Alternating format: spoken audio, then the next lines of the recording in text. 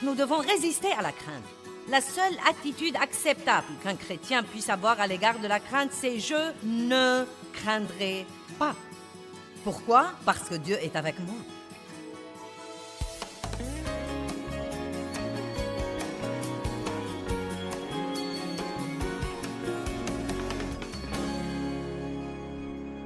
Et la seule solution à la crainte, c'est la foi et la connaissance de l'amour de Dieu pour nous individuellement.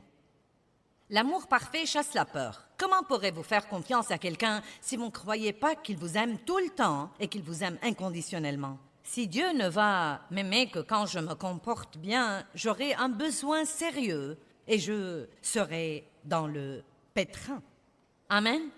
Donc, encore une fois, Dieu vous aime inconditionnellement. La Bible dit des choses étonnantes comme quoi, pour satisfaire son amour, lorsque nous étions encore des pécheurs et des ennemis à lui, Dieu est mort pour nous. Et s'il était prêt à envoyer son Fils unique, combien plus il nous donnera libéralement toutes les autres choses dont nous avons besoin. Dieu nous aime beaucoup et il a un bon plan pour notre vie et il ne veut pas que nous soyons tourmentés par la crainte. Non seulement il ne veut pas que nous soyons tourmentés par la crainte, mais encore il ne veut pas que la crainte entrave notre destinée. Chaque fois que nous essayons d'aller de l'avant ou de faire des progrès, Satan nous offre toujours la crainte pour nous faire régresser. Amen. Donc la crainte numéro 1 dont je veux vous parler, c'est la crainte du mal ou la crainte des ennuis. Personne n'aime avoir des ennuis. Et à l'instant où nous les voyons venir, nous disons normalement « Oh non, pas encore !» Et tout de suite l'effroi s'installe. Regardons le psaume 27, 13 et 14.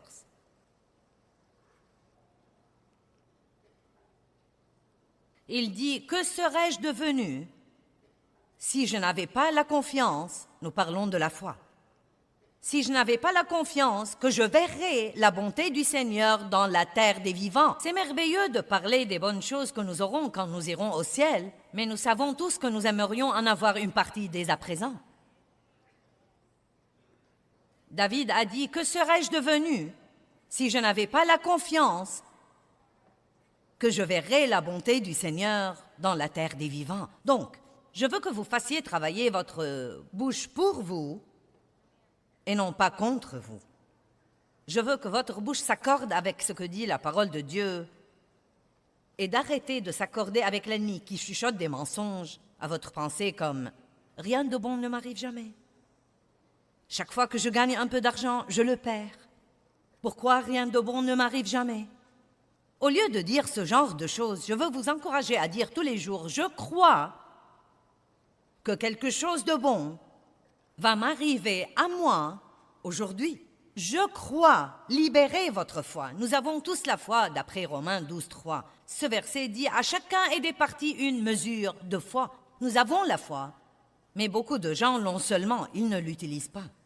Vous savez, j'avais ce bouclier vendredi matin, car la Bible dit dans Éphésiens de soulever le bouclier de la foi. C'est une autre façon de dire « libérez votre foi ». Quels sont les moyens dont nous pouvons la libérer? Par la prière, par les paroles et par l'action inspirée de Dieu. Combien d'entre vous peuvent se rappeler ça? La prière, les paroles et l'action. Ce que nous disons est très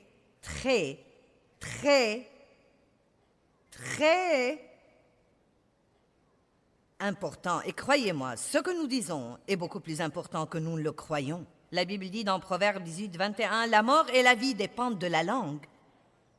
Et quiconque l'aime mangera de son fruit, que ce soit pour la vie ou pour la mort. » Je crois que quelque chose de bon va m'arriver aujourd'hui. Et ensuite, j'aime ajouter à ça que parce que je ne veux pas être égoïste et vouloir quelque chose de bon seulement pour moi, je fais suivre ça et je dis, et je crois que quelque chose de bon va arriver par moi aujourd'hui. Amen. À moi et par moi.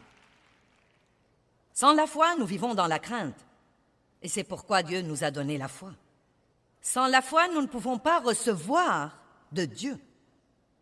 La grâce et la miséricorde de Dieu ont payé toutes les bénédictions qui sont disponibles pour nous et nous les recevons simplement par la main de la foi. Quand nous libérons notre foi, nous disons Dieu, je crois, et croire veut dire recevoir. Si vous regardez la définition de croire, cela veut dire recevoir. Et la définition de recevoir veut dire croire. Donc quand je dis je crois, je dis en fait je reçois. Sans la crainte, nous ne pouvons pas recevoir de Satan. Pensez-y. Sans la foi, nous ne recevons pas de Dieu.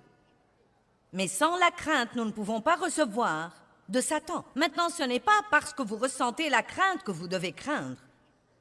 Et c'est une chose très importante que les gens doivent comprendre. Nous allons toujours ressentir la crainte à différents moments, mais elle n'est pas la mienne jusqu'à ce que je la prenne.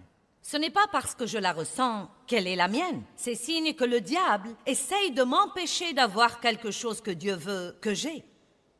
Il essaye de me mettre dans un genre d'esclavage ou de me tourmenter à certains égards. Le doute est un type de crainte.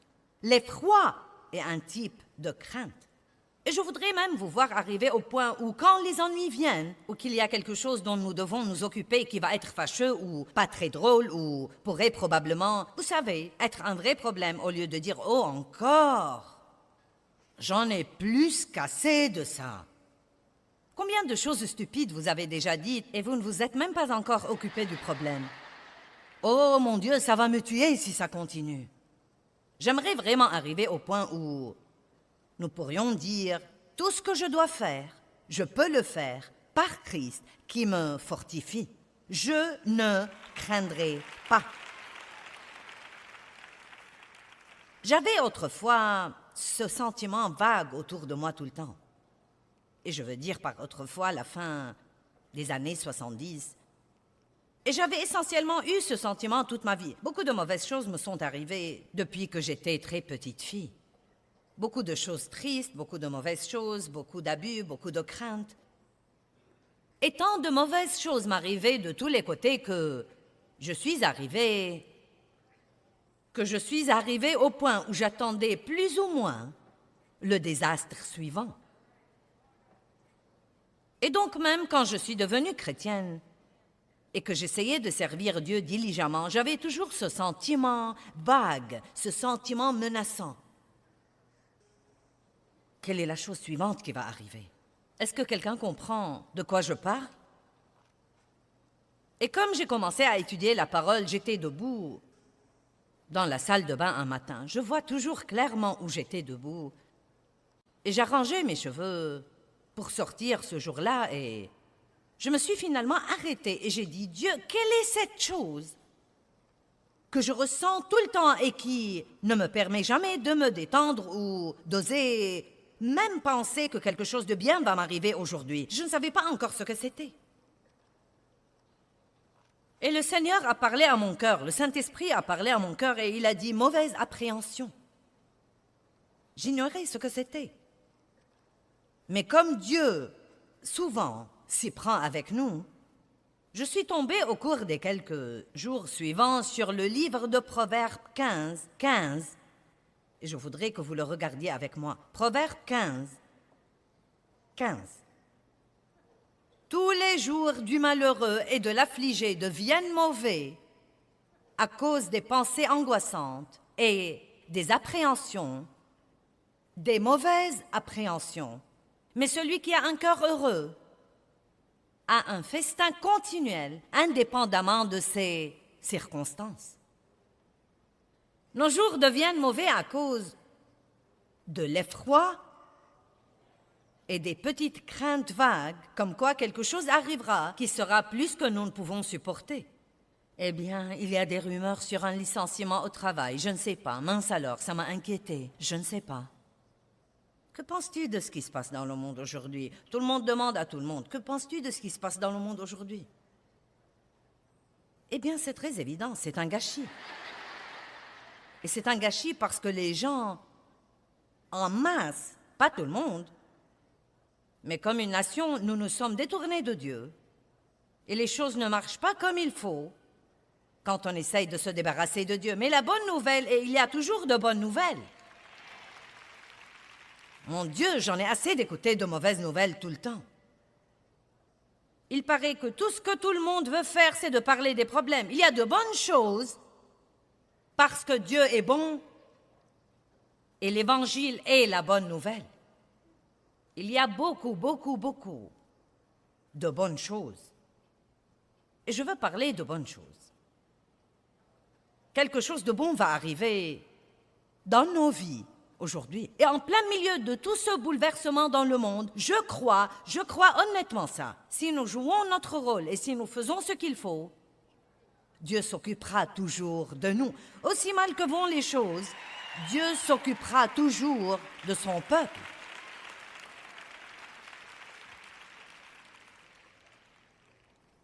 Et c'est ce que nous devons regarder. Les mauvaises appréhensions. Nos jours deviennent mauvais à cause des pensées angoissantes et des mauvaises appréhensions. Donc, au lieu d'attendre de voir ce que sera le problème suivant, pourquoi ne pas prendre l'attitude d'attendre de voir ce que sera la bénédiction suivante? Levez-vous avec enthousiasme. J'ai hâte de voir ce que Dieu va faire pour moi aujourd'hui. Dieu fait vraiment beaucoup de choses que nous ratons parce que nous sommes occupés à penser aux choses qu'il ne fait pas. Regardons Romains 8, 32, un merveilleux verset. Qui croit vraiment que Christ est mort pour vous? Vous croyez ça aujourd'hui? Alors, écoutez ça. Lui qui n'a point épargné son propre et unique Fils, mais l'a livré sur la croix pour nous tous, comment ne nous donnera-t-il pas aussi libéralement et gracieusement toutes les autres choses avec lui? Oh, bonté divine, c'est un verset riche. Si nous croyons que Christ est mort pour nous, et c'est absolument le don le plus grand, pourquoi vivons-nous donc en craignant que Dieu ne s'occupe pas des autres choses dans nos vies dont nous avons besoin? Quelque chose de bon va arriver. Le roi David, dans le psaume 23, dit « Je ne craindrai aucun mal, car tu es avec moi. » Je crois qu'il faisait une confession là. Je crois qu'il faisait la même confession que j'essaye de vous amener à faire. Tant de ces choses que nous voyons David dire dans les psaumes, je ne suis pas sûre qu'ils fussent nécessairement son compte-rendu de ce qui arrivait. Je crois qu'il déclarait ce qu'il croyait. Je ne craindrai aucun mal. Le Seigneur est mon berger, je ne manquerai de rien.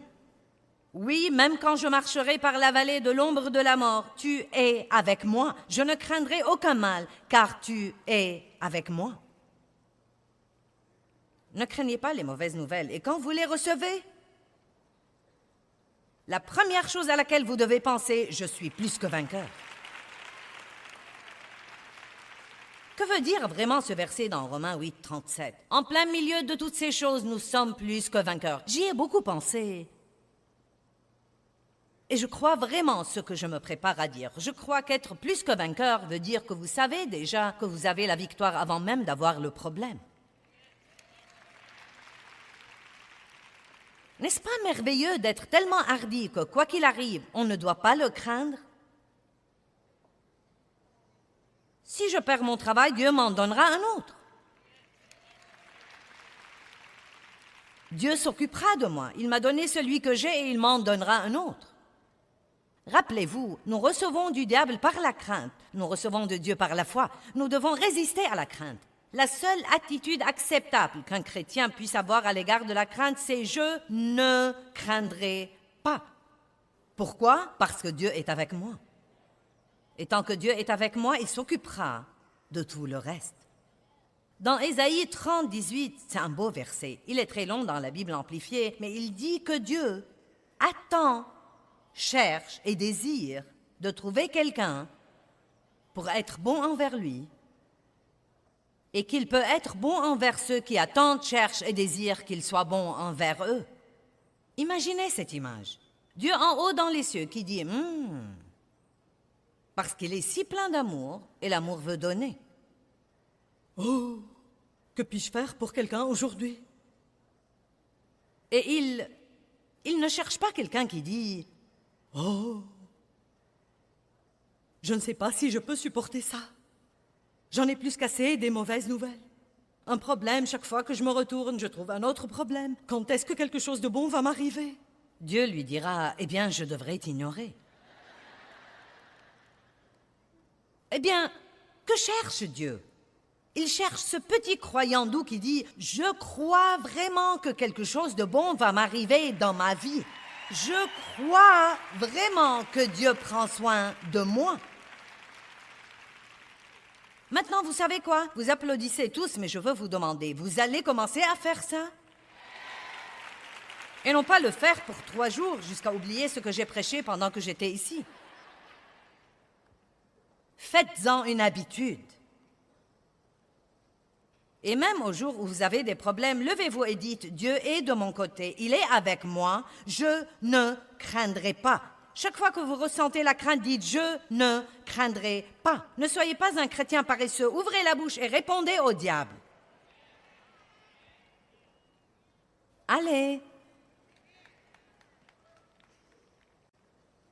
Parlez un peu avec vous-même. Je dois me parler toute seule tout le temps. Je m'occupe en ce moment de quelques trucs qui ne sont pas très agréables. Parfois, je ne dois pas m'occuper de trucs, parfois si. En ce moment, je suis dans un temps où je dois m'occuper de quelques trucs.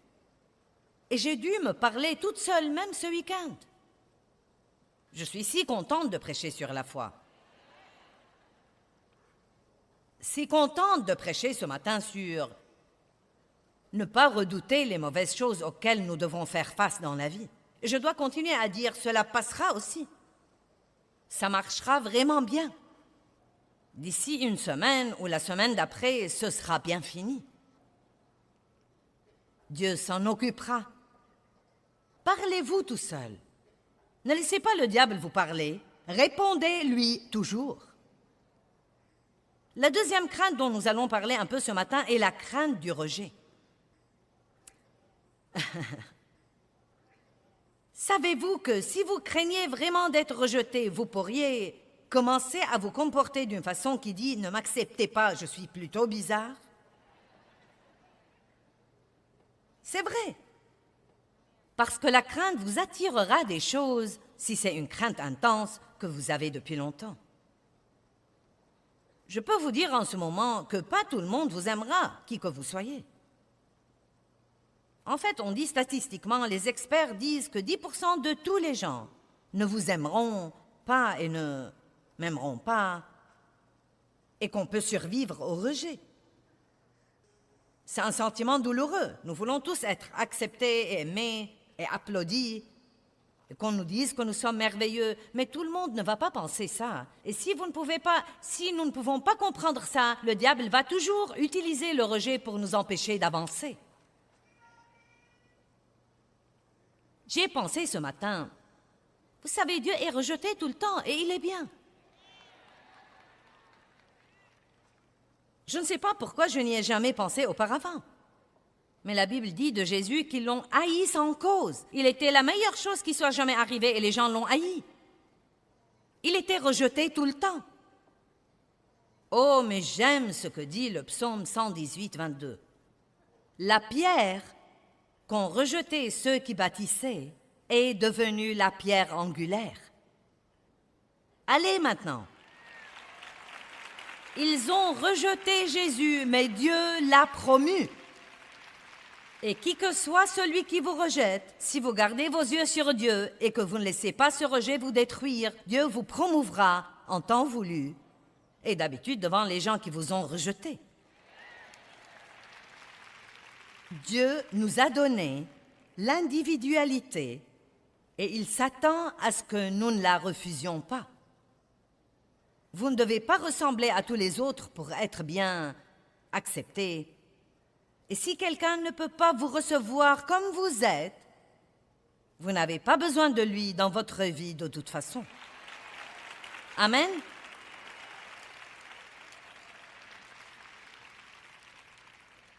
Regardons Luc chapitre 10, versets 10 et 11. Mais dans quelque ville que vous entriez, maintenant Jésus envoie les disciples. Ils ont été formés, mais maintenant il est temps d'aller dans le monde. Mais dans quelque ville que vous entriez et où l'on ne vous recevra pas et ne vous acceptera pas. Donc il ne leur a pas dit « tout le monde va aimer votre message ». Parfois, quand nous essayons d'aider les gens, nous ne comprenons pas pourquoi ils ne veulent pas de notre aide. C'est comme « j'essaye de vous aider ». Pourquoi vous ne m'aimez pas? Tout le monde ne veut pas être aidé. Mais dans quelque ville que vous entriez et où l'on ne vous recevra pas et ne vous accueillera pas, sortez dans ces rues et dites, même la poussière de votre ville qui s'est collée à nos pieds, nous l'essuyons pour vous la rendre. Mais j'aime vraiment ce que dit l'un des autres évangiles. Il dit, nous la secouons. Secouez la poussière de cette ville de vos pieds. Quand vous êtes confiant dans l'amour de Dieu et que vous êtes confiant en Christ, vous n'avez pas besoin que tous les autres au monde vous apprécient.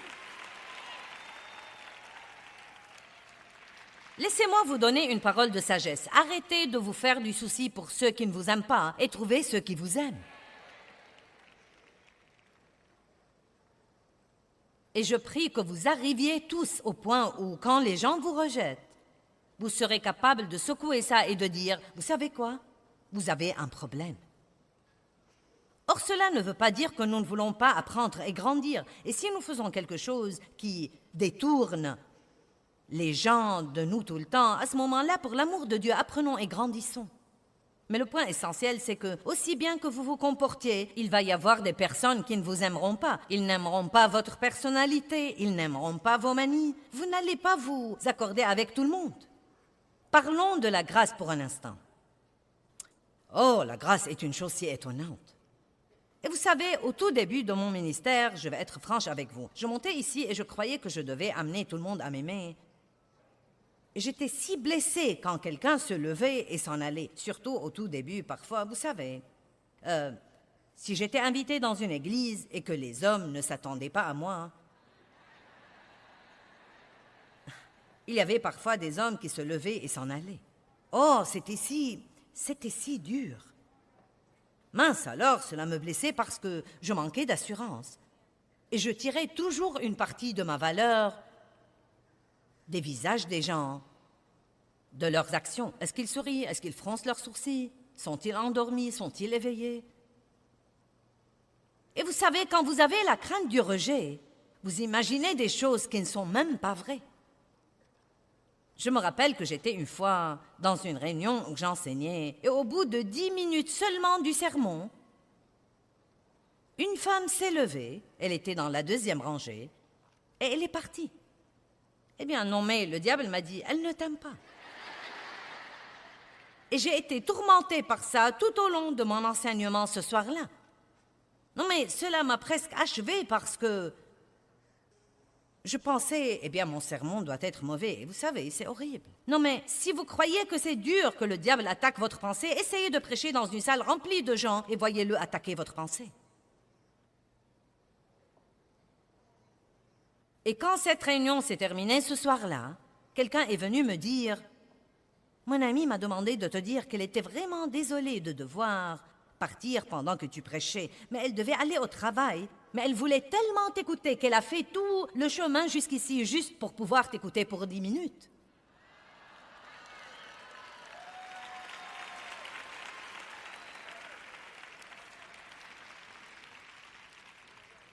Maintenant, quand les gens s'en vont, je dis, je suis contente que vous soyez venus et restés aussi longtemps que vous êtes restés.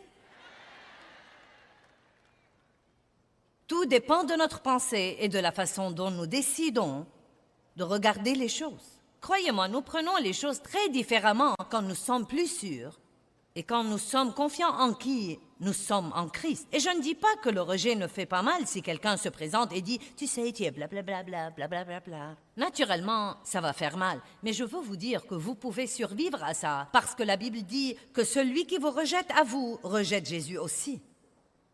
Jésus se sent visé quand les gens nous rejettent. Je ne me tiendrai plus debout ici pour amener tout le monde à m'aimer. Ce n'est pas ce que je fais ici. J'espère en Dieu pour vous amener à m'aimer.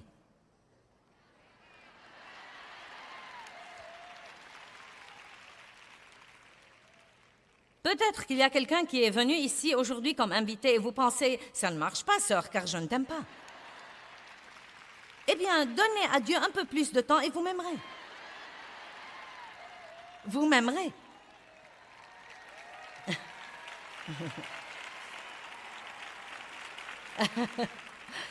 Vous voyez, je suggère que vous priez, Dieu, donne-moi grâce partout où que j'aille aujourd'hui. Dieu, toi, amène les gens à m'aimer, parce que je n'ai pas l'énergie de jouer au plus fin avec les gens. Eh bien, c'est trop de stress de sortir et d'avoir à ne pas être moi.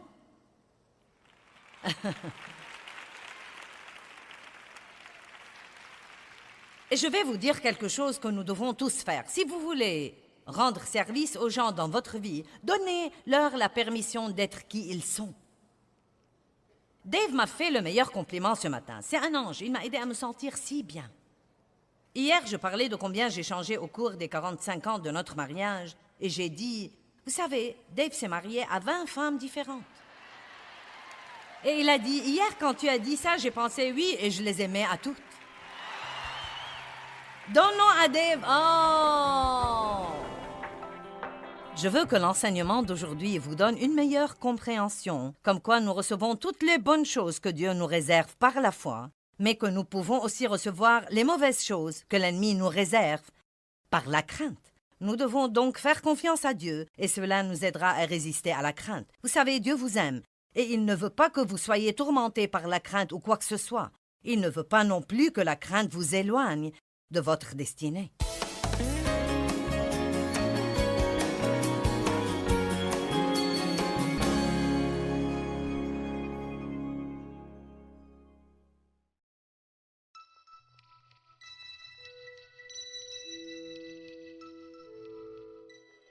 Le royaume des cieux est assailli avec violence, mais seuls les violents, hommes et femmes de Dieu, s'emparent de ce royaume et en jouissent dans leur vie.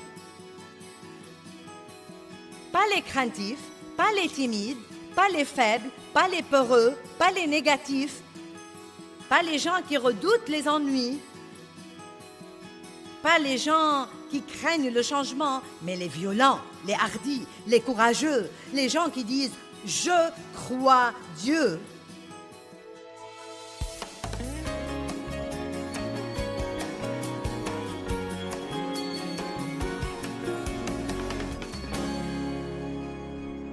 La crainte de ce que les choses ne changent jamais. Le mensonge de jamais. Vous ne changerez jamais. Les membres de votre famille ne changeront jamais. Vos circonstances ne changeront jamais. Vous n'aurez jamais d'argent. Vous ne vous marierez jamais. Vous n'aurez jamais de paix. Vous ne jouirez jamais de votre vie. Les mensonges de jamais. Laissez-moi vous dire quelque chose. Tout peut être sujet de changement, sauf Dieu.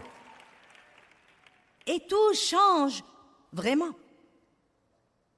Regardons un passage biblique, Hébreux 13, 5 et 6. C'est un peu long au début, mais tenez bon, car ça va devenir si bon. Que votre caractère ou disposition morale ne se livre pas à l'amour de l'argent, y compris l'avidité, l'avarice, la convoitise et la soif des biens terrestres, et contentez-vous de vos circonstances présentes et de ce que vous avez. Donc, où que vous en soyez en ce moment, ne craignez pas qu'il ne change jamais. Dites, eh bien, je vais être un petit campeur heureux là où j'en suis, car Dieu a un plan. Lisons le reste du verset. Il dit, car Dieu lui-même a dit, je ne te laisserai point et je ne t'abandonnerai point sans aide. Je ne te laisserai, je ne te laisserai, je ne te laisserai jamais impuissant et je ne te délaisserai point et je ne te laisserai jamais tomber, je ne lâcherai jamais prise de toi. Certainement pas, point d'exclamation, point d'exclamation. Waouh, waouh, waouh, waouh, waouh. Donc, je ne dois pas craindre que les choses ne changent jamais, car Dieu a un plan. Maintenant, regardons le verset 6. Nous pouvons donc nous consoler et nous sommes encouragés et nous disons plein de confiance et hardiment, le Seigneur est mon aide et je ne me tourmenterai pas, je ne craindrai point et je ne serai point terrifié. Que pourra donc l'homme me faire?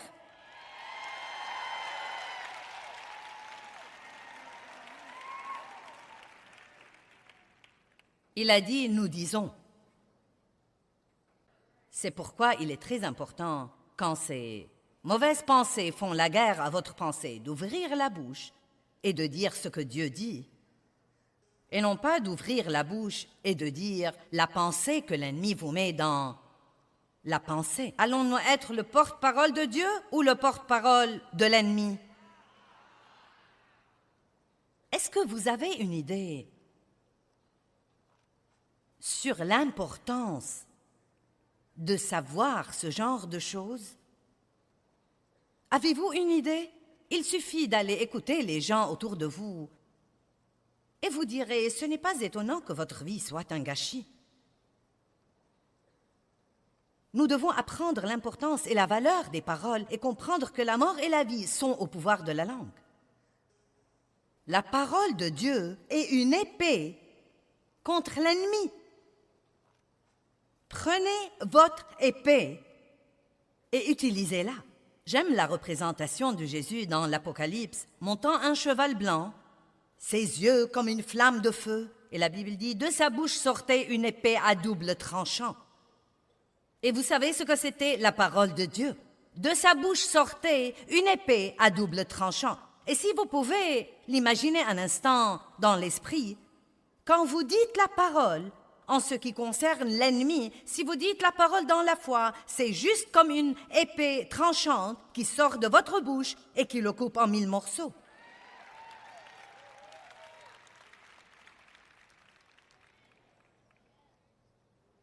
C'est pour moi une des choses les plus précieuses que j'enseigne aux gens. Ça ne suffit pas de connaître la parole. Vous devez apprendre à dire la parole. Quand le diable dit « rien ne changera », dites « Dieu a un plan ». Ça changera. Ensuite, il y a des gens qui craignent que rien ne change jamais et des gens qui craignent le changement.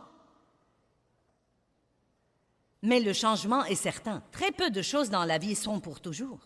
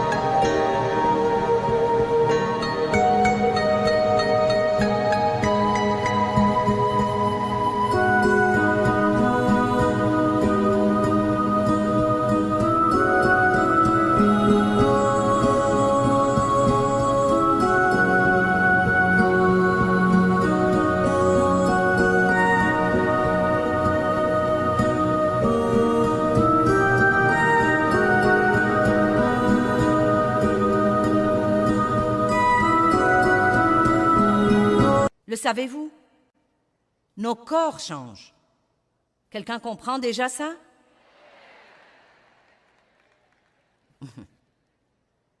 Oh, nous n'avons pas le temps d'aller là. Nos amis changent. Les enfants grandissent et quittent la maison. Les compagnies font faillite. Les quartiers se détériorent. Nous changeons d'avis. Nous changeons nos engagements. Nous changeons de position sur les choses. Peut-être qu'il y a des choses en ce moment dont vous êtes convaincus à 100%. Et d'ici 2 ans, vous pourriez penser, je ne sais pas comment j'ai jamais pu croire ça.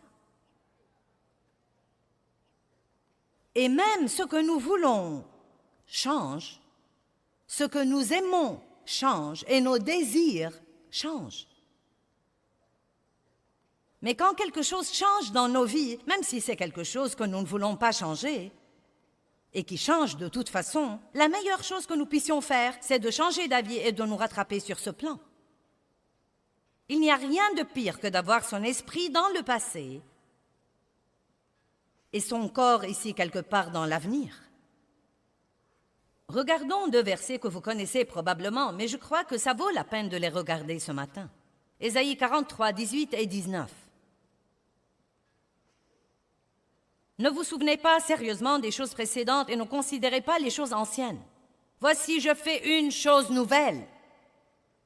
Maintenant, elle va germer. Vous ne l'apercevrez-vous pas, vous ne la connaîtrez pas, vous n'en tiendrez pas compte. Oui, je mettrai même un chemin dans le désert et des rivières dans le lieu désolé. Vous ne devez pas craindre le changement. Donnez-vous un peu de temps pour vous y habituer. Qui est en plein milieu de changement en ce moment? Eh bien, certains d'entre vous n'aiment pas ça. Eh bien, ça ne va pas empêcher le changement. Vous feriez donc aussi bien d'avoir une nouvelle mentalité. Dieu, je vais apprendre à aimer cette nouvelle chose, même plus que je n'ai aimé l'ancienne. Et je crois qu'elle sera meilleure que la chose dont je me défais. Maintenant, une des raisons pour lesquelles nous nous sentons parfois déchirés pendant les temps de changement est qu'une partie de nous veut une chose nouvelle et que l'autre partie de nous est toujours accro à l'ancienne, car nous avons des liens d'âme avec les choses. Quand j'ai quitté mon travail à l'église où j'ai travaillé pendant 5 ans, je savais que je devais partir. Je savais que Dieu m'appelait à commencer à faire les choses que je fais maintenant. Mais je peux honnêtement vous dire que j'avais tellement de liens d'âme avec les gens là et l'endroit et les relations que j'avais nouées et le confort du salaire régulier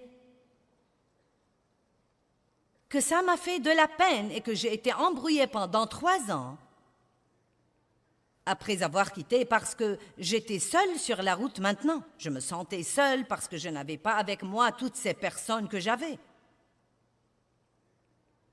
Les gens disent toujours, je parie que c'est tellement amusant de voyager. Oh, fichez-moi la paix. Donc, j'étais toute seule sur mon chemin. Et tout était si petit à l'époque. Nous avions 20 personnes ici et 10 personnes là. Je me rappelle une réunion où nous avions 9 personnes et j'en ai pris 5 avec moi.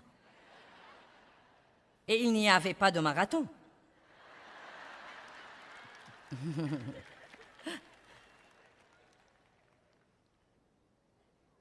Et donc quand j'étais en ville, j'allais à l'église le dimanche. Et il y avait là tous mes amis et la belle musique. Et le pasteur parlait de la retraite qu'il venait de faire. Et je me sentais vraiment triste, j'étais presque déprimée. Et ensuite je pensais, oh, j'ai fait ce qu'il ne fallait pas, j'aurais dû rester là. Et honnêtement, je ne savais pas ce qui n'allait pas chez moi. Et finalement, quelqu'un m'a dit, c'était un homme de Dieu très expérimenté. Il a dit, c'est les liens de l'âme.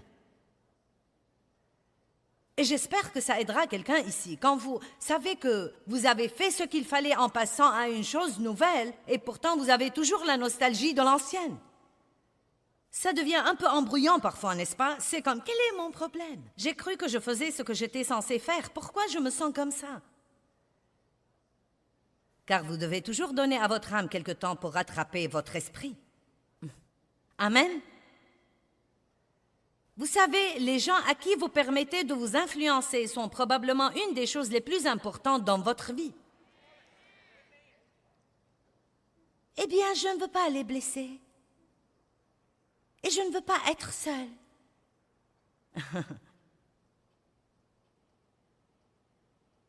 Vous seriez dans une meilleure position en passant quelques nuits seules, plutôt que de laisser les gens empoisonner votre vie. Mais voici l'essentiel. Même si vous rompez cette relation parce que vous savez qu'elle vous empoisonne la vie, cela ne veut pas dire que vous n'allez pas la regretter. Cela ne veut pas dire, nous pouvons même regretter la misère.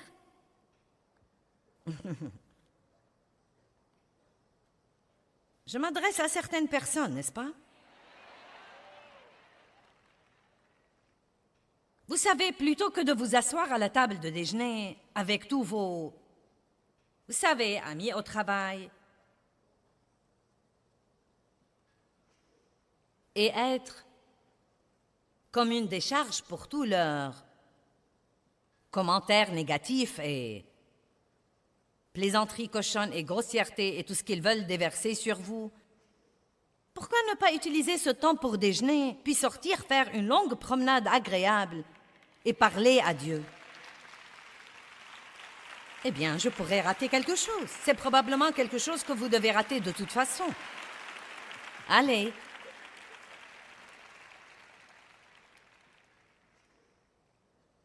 Ne craignez pas de changer. Vous savez, quand Moïse est mort, c'est très intéressant dans Josué 1, je n'ai pas le temps de vous prendre là. Dieu est allé à Josué et lui a dit une chose vraiment étonnante, Moïse est mort. Je suis tout à fait sûre que Josué le savait. D'autant plus qu'ils ont déjà été dans un temps de deuil pour Moïse. Mais quand Dieu a dit « Moïse est mort », il disait beaucoup plus que ça. Il disait « Il est temps que les choses changent. Tu vas prendre une nouvelle responsabilité. Les choses ne vont plus être comme elles étaient. Il n'est plus tombé de manne par après. Il était temps que le peuple grandisse. » Et peut-être qu'il y a des choses dans votre vie qui sont mortes depuis longtemps, mais vous les traînez toujours avec vous. Et ce que vous devez faire, c'est de lâcher l'ancien pour que vous puissiez complètement prendre le nouveau. Vous devriez me voir quand j'essaye de prêcher aux gens et je commence même à dire « Et si vous n'obtenez pas ce que vous voulez ?»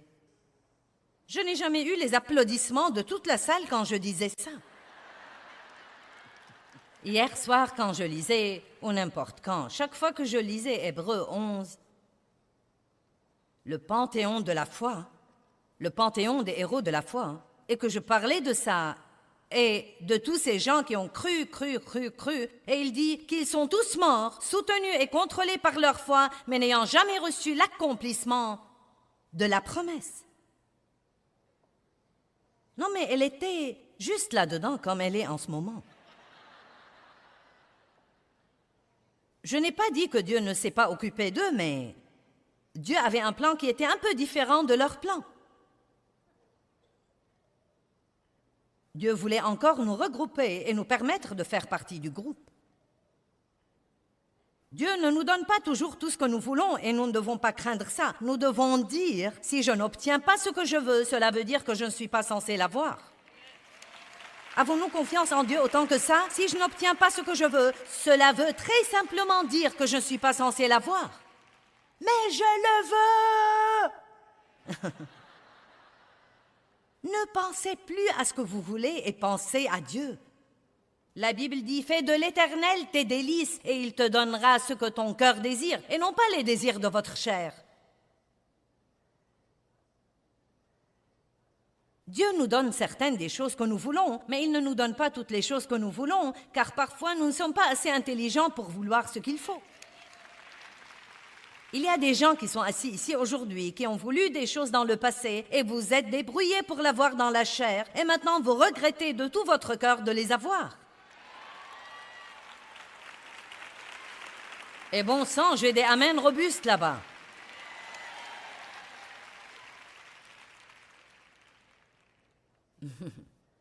Donc, espérez en Dieu.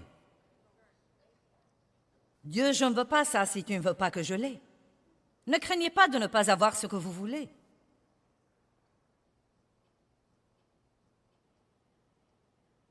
Vous savez, Paul dit dans Philippiens 4, « J'ai appris à être content, dans l'abondance comme dans le besoin. » Vous savez pourquoi? Parce qu'il s'était abandonné à Dieu. L'abandon est un merveilleux, merveilleux mot. J'ai appris ce mot, peut-être, il y a 18 ou 20 ans. Combien c'est important de s'abandonner totalement à Dieu. Et cela veut dire que vous dites, Dieu, je crois que je vis en ce moment que je suis dans ta volonté parfaite et que tout ce qui arrive dans ma vie va travailler pour mon bien. D'une façon ou d'une autre, ça va se conformer à ton plan. Et non pas « j'ai horreur de ça ».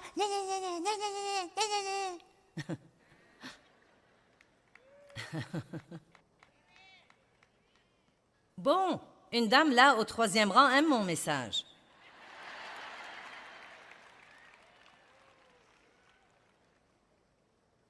Eh bien, je n'arrive pas à croire que tout ce qui se passe dans ma vie soit de Dieu.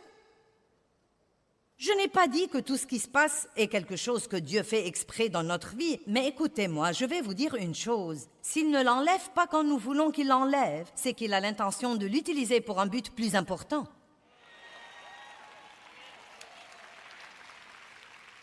La crainte de l'échec.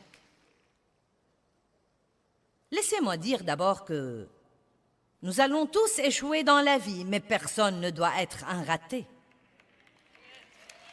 Échouer à une chose ne fait pas de vous un raté. Je vais vous dire quand vous serez un raté, quand vous arrêtez d'essayer. C'est la seule fois où vous pouvez dire « Je suis un raté ». Et vous savez quoi? La crainte de l'échec est vraiment une autre forme de la crainte du rejet. Si j'échoue, est-ce que Dieu me rejettera?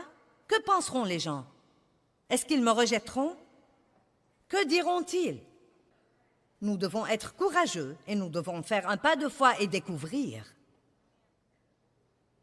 Là encore, j'ai tant d'histoires, je n'ai pas le temps de vous les raconter toutes, mais vous savez quoi, je me rappelle tant de fois dans ma vie où j'avais si peur et où je faisais ce pas de foi. Et vous savez quoi, beaucoup de fois, Dieu merci, les choses marchaient. Il y avait des fois où j'essayais de faire des choses et elles ne marchaient pas. Et vous devez avoir assez d'assurance pour dire « J'ai fait une erreur ».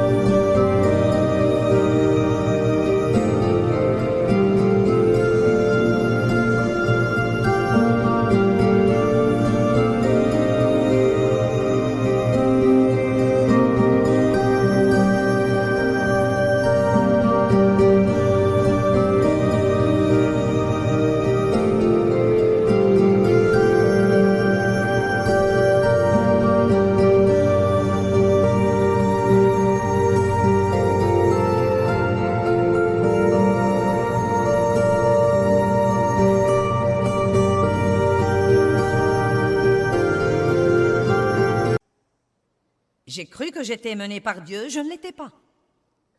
Donc, débarrassez-vous-en et allez de l'avant.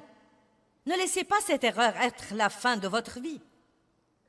Si vous croyez que vous entendez de Dieu et que vous découvrez que ce n'est pas le cas, ne pensez pas « je ne peux pas entendre de Dieu ». Personne n'entend de Dieu parfaitement, personne n'est parfaitement mené par le Saint-Esprit. Nous apprenons. Je veux vous encourager aujourd'hui à être un chrétien violent. Vous dites, mais de quoi tu parles? Regardons Matthieu 11, 12. Courageux, violent.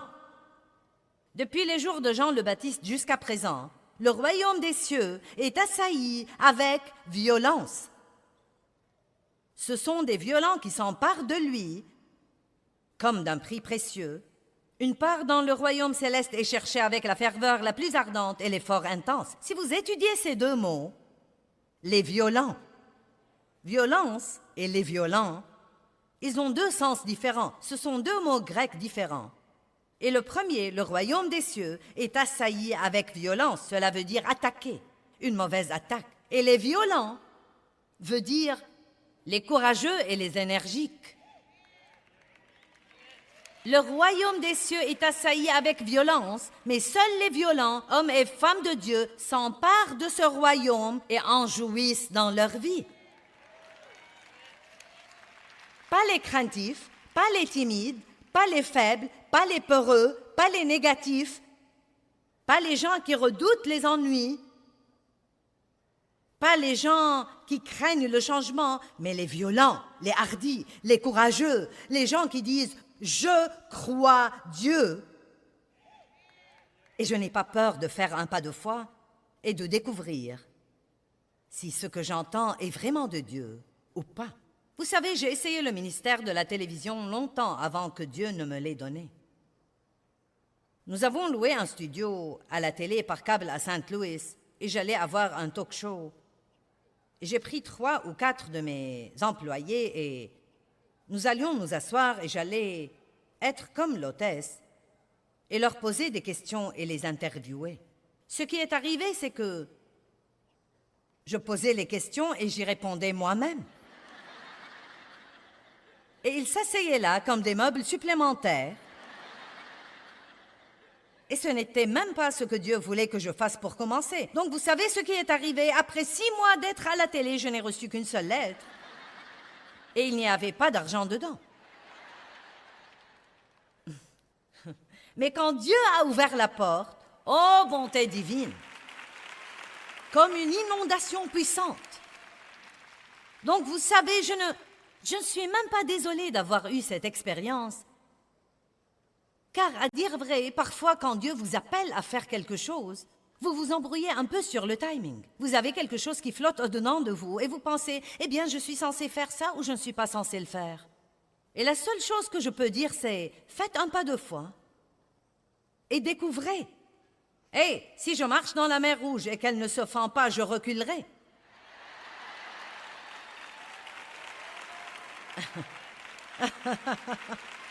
Ce n'est pas trop difficile à comprendre.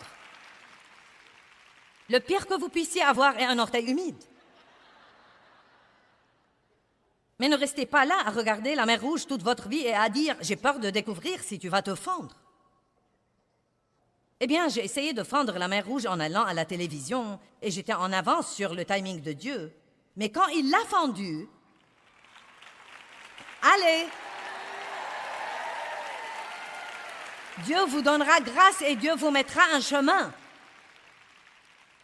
Mais vous savez quoi? Écoutez ce que je vais dire. Dieu vous donnera grâce et Dieu vous mettra un chemin. Mais écoutez maintenant. Mais vous devez être heureux là où vous en êtes. Oh, maintenant vous êtes loin d'être aussi enthousiasmés.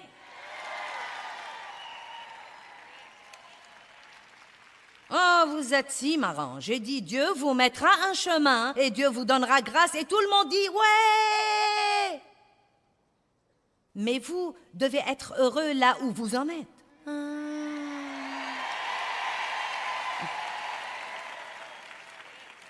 Et la dernière crainte, numéro 7, que je veux mentionner, c'est la crainte d'être blessé. La crainte d'être exploité.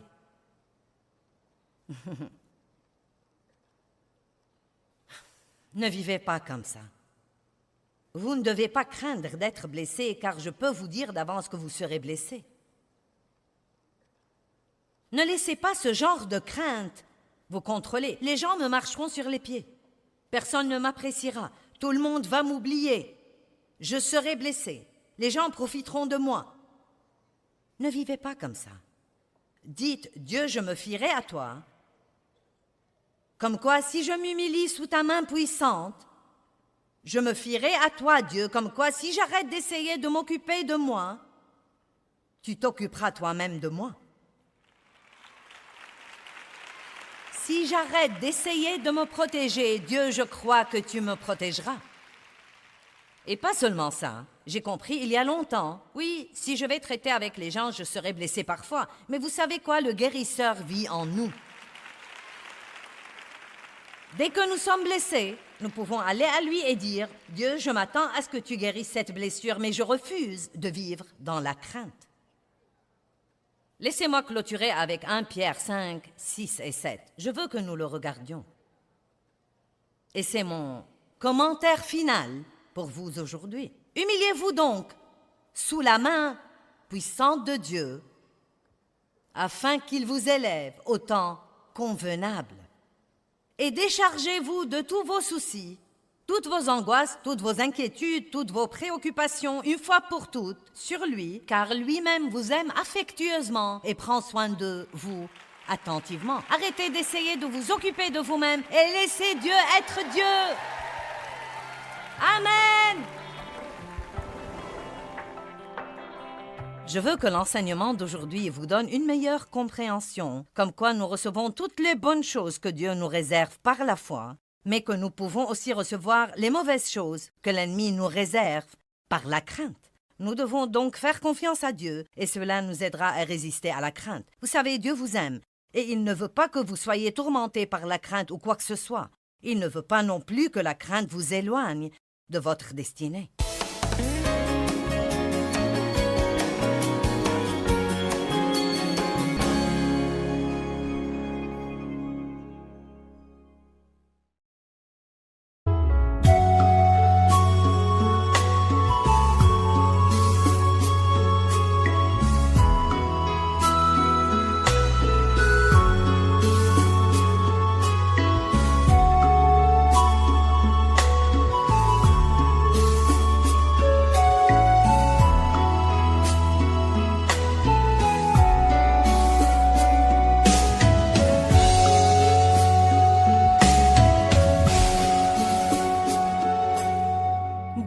khắp phương trời vẫn nhớ tới quê hương. Người về đây thăm làng trù quê mẹ và làng sen quê cha, xúc động bồi hồi người rơi giọt lệ, thương mái nhà tranh thương đất mẹ nghèo.